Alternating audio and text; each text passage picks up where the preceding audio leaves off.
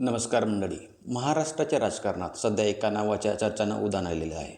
ते नाव म्हणजे सुनेत्रा पवार. उपमुख्यमंत्री अजित पवार यांच्या पत्नी म्हणून त्यांची ओळख असली तरी आता त्या स्वतःच्या कर्तृत्वाने राजकारणाच्या केंद्रस्थानी येत आहेत.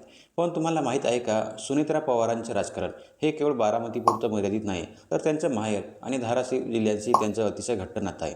आजच्या व्हिडिओमध्ये आपण हेच नातं उलगडणार आहोत. नमस्कार, मी गंगाधर तित्रीमारे.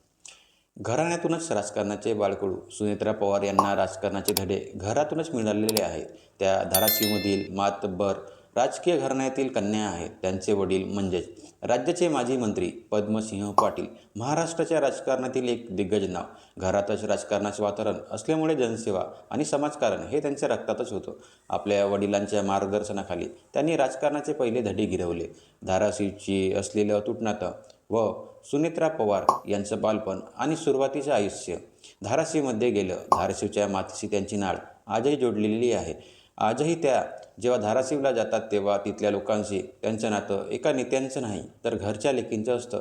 धाराशिवच्या विकासासाठी आणि तिथल्या सामाजिक प्रश्नांसाठी त्या नेहमी आग्रही राहिलेल्या आहे.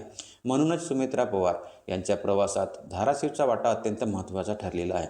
बारामतीची सून आणि सामाजिक कार्य. पवार घराण्याची सून झाल्यानंतर सुनेत्रा पवारांनी बारामतीत स्वतःची वेगळी ओळख निर्माण केलेली आहे. केवळ राजकीय सभा गाजवण्यापेक्षा त्यांनी सामाजिक कार्यांवर जास्त भर दिलेला आहे. एज्युकेशन अँड कल्चरल फाउंडेशनच्या माध्यमातून त्यांनी पर्यावरण आणि शिक्षण आणि महिला सक्षमीकरणासाठी मोठं काम उभं केलेलं आहे. निर्मल ग्राम आणि वृक्षारोपण मोहिमांमध्ये त्यांचं योगदान उल्लेखनीय आहे. धाराशिवची लेक आणि बारामतीची सून हा असा प्रवास आता एक नवीन वळणावर येऊन ठेपलेला आहे. महाराष्ट्राच्या राजकारणात त्या आगामी काळात कोणती महत्त्वाची भूमिका बजावणार याकडे संपूर्ण राज्याचे लक्ष लागलेलं आहे. तुम्हाला सुनेत्रा पवार यांच्याबद्दल काय वाटतं, कमेंट्समध्ये नक्की सांगा. व व्हिडिओ आवडला असेल तर लाईक करा, शेअर करा आणि अशाच राजकीय विश्लेषणासाठी आमच्या चॅनलला सबस्क्राईब करायला विसरू नका. तोपर्यंत धन्यवाद.